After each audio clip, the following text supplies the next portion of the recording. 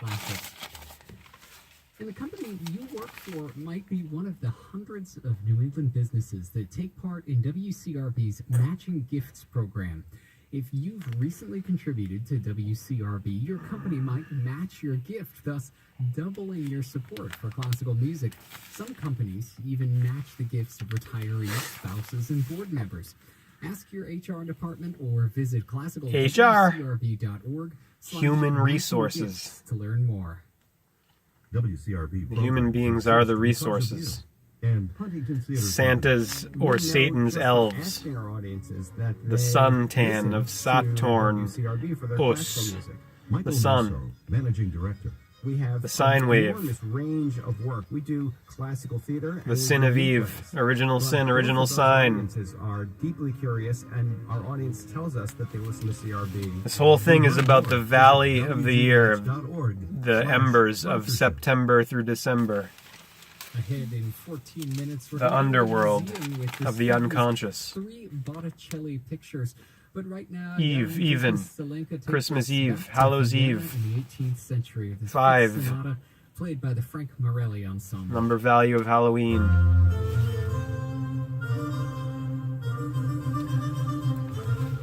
Let's get back to Everything is Light, Giordano Bruno. We're getting up to the end here.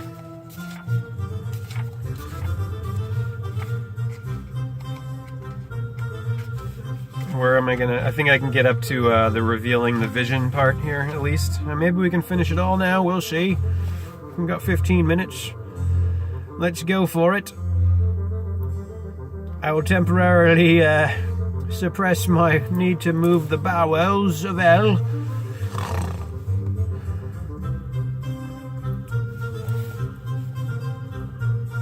The word martyr was being whispered. One day Bruno looked up to see a new priest, lean and young, standing in his cell. The clanking lock and the creak of the door hadn't awakened him immediately. Bruno spent uncounted hours sleeping. The difference between night and day meant nothing anymore. The only reason he sat up was that the newcomer's habit wasn't Jesuit. His swollen eyelids prevented him from making out anything more. The priest, a Dominican, knelt beside the iron cot. "They've allowed me to visit you and bring food. Here." He held out a basket of provisions. "I'm deeply sorry for you, brother. Ah, I forgot you didn't want me to call you that." Pain never left him, but as his eyes cleared, Bruno recognized the young Dominican from Venice. Venus. "They're trying a new tactic. You're it," Bruno said. "I'm not one of them. Do you know how dangerous it is for me to say those words?" Bruno gave a dry, hoarse laugh. "So the tactic is to be subtle. Good, talk on." With a feeble kick, he knocked over the basket. "Take your Judas offering when you go. You must eat. Only the living must eat. I am already dead. It has just taken a long time for the news to reach God." Carefully, the priest gathered up the spilled bread and sausage, putting them back in the basket. "We never really met. I'm Father Andrea. I'm here to console you." Bruno held out his hand, made crooked and deformed by bones that were broken too often to heal. "Console this," he said. Father Andrea's eyes widened. "Do you have no faith left at all? Even faith the size of a mustard seed?" Harshly, Bruno cut him off. "You dare? Get out!" He threw the basket at the priest's head, sending the provisions flying. They looked at each other silently, the only sound being the scurry of rats, who couldn't believe that food suddenly fell from the sky. Father Andrea murmured, "I am your only hope. The dead don't need hope." And so the first meeting ended, but the virtue of patience was strong in the Dominican. He returned every day. He was willing to sit for hours while Bruno turned his face to the wall, refusing to acknowledge his visitor. Finally, one day was different. When the priest entered the cell, Bruno was pacing back and forth restlessly, as if his legs had healed overnight. "I will talk with you. Do you know why?" Father Andrea smiled. "You have care for your soul?" Bruno laughed. He sounded bizarrely merry. "No, I understand immortality now for the first time, and I need to tell someone before they kill me. Something so precious cannot go to waste." The priest looked crestfallen, but his patience didn't falter. "Go on." Bruno became more animated. "I will unfold something stupendous. You see, I have gone beyond death. As the body withers, the soul expands. More and more I am blind to this world. It is dissolving, vanishing like a wisp of smoke. Last night God held out immortality to me." Bruno's rheumy eyes burned and overflowed with tears. "But I didn't take it. I've returned to tell the world what I know. You must pay attention, do you understand?" This mixture of vanity and madness made Father Andrea's heart sink, but he kept quiet. "The secret of immortality lies with God," Bruno began. "But what is God? In these times, no one is safe who asks that question, even though it occurs to every child. The only difference is that I never stopped asking. I couldn't." Sorrowfully, Father Andrea said, "Perhaps it was a good question with evil consequences." "I don't believe that. To question God is to move closer to him. And closer to danger." Bruno gave a wry smile. "No doubt. Try to accept that I was not led by Satan when I questioned God. I am a man of the age, and in this age we want to know everything. My obsession with God brought answers, and the Jesuits cannot force me into denying that these answers were divine." Bruno raised his hand. "I know you want to object, but let me finish. If everything was made by God, then God is in everything. We cannot limit the infinite. Therefore God is in every creature, every hill and tree, and every person. Why don't we see the God in us? Because the light has been pushed away by ignorance and error. This much I realized before I was betrayed in Venice." Father Andrea couldn't control himself. "The church teaches none of this. You are stepping on sacred ground where you don't belong." "Peace. I have only a little more. When I was thrown into this hole, I despaired, not for my life, because it befits a wise man to accept death calmly, and sometimes to seek it. Yet in my agony, something else happened. As my body was destroyed, the light shone brighter. The joke is on the Jesuits. Their torments stripped away all my fears.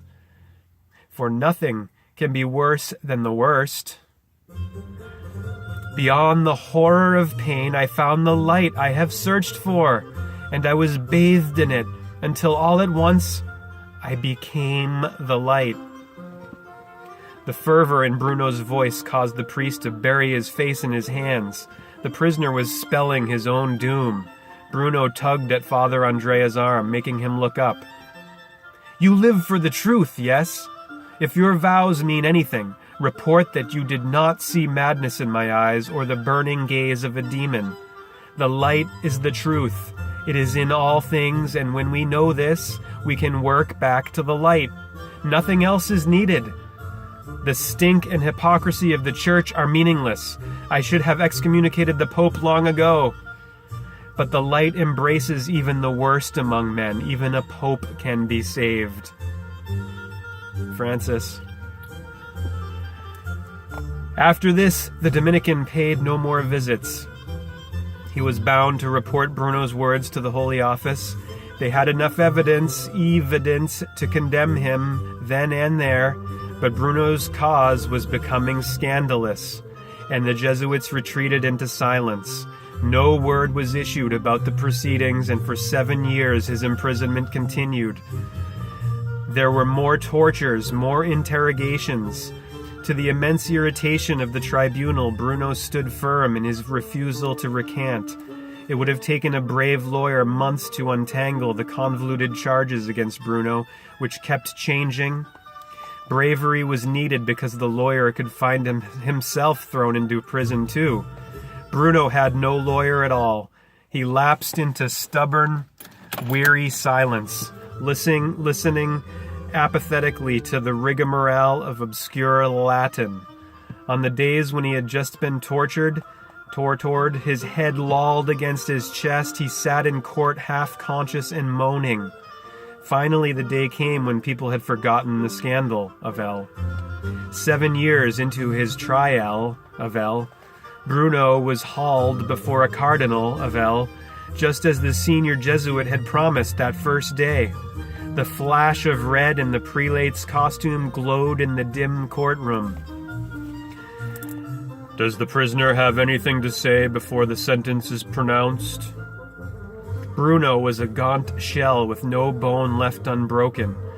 He raised his head. "Nothing." The court wasted no time with sullen gestors. Bruno was sentenced to burn at the stake immediately, after a spike was driven through his blasphemous tongue, and his heretical mouth was closed with an iron cage. He listened with a pensive look. "I believe you are more afraid to sentence me than I am to hear it," he said. This was taken as one last impudence from a man who was determined to be reckless his entire life. The cardinal rose, casting a contemptuous glance. If he replied to Bruno's taunt, it was not recorded. The burning took place at the Campo dei Fiori, a large and crowded flower market. Business stopped only briefly for the spectacle of L.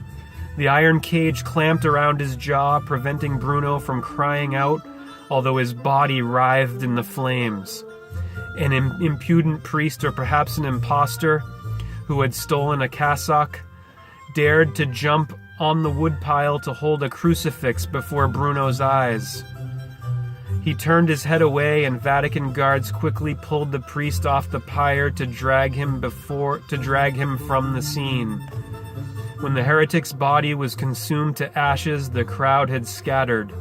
An unknown member of the clergy took a handful of ash and scattered it to the winds, where it disappeared in the Roman twilight like a thin wisp of smoke. Revealing the vision. With the life and death of Giordano Bruno, two worlds crash into each other, and the reverberations are still with us. Faith and science began as enemies because facts threatened to depose faith. This threat was clear to the church authorities, who pounced on scientific breakthroughs as if they were heresies. A fact cannot be a heresy unless you force it to be. One can conceive of a church that welcomes science as a new way to glorify God's creation. The church could have permitted God to be a rational creator, working through natural laws. This wasn't the church that Bruno tried to accommodate, either by blending in as a monk, teaching as a professor, or prodding as a scientist. One problem with all of his tactics was that Bruno had many mad ideas. His aristocratic pupil in Venice betrayed him to the Inquisition because Bruno refused to teach him the supernatural arts. Bruno considered himself an expert in these arts. He toyed with magical mathematics. You have to pick through a jumble of fantasy and speculation to arrive at Bruno's revolutionary spirituality, but once you arrive, his insights still amaze. He saw what other mystics had seen, that nature is a field of light emanating from the Godhead. But what makes Bruno revelatory is that he depended not on faith, but sheerly on the mind to see what he saw. He stands for the human mind as a part of God's mind. Zelenka's Fifth Sonata, played by the Frank. Today we still struggle over whether spirituality is consistent with reason.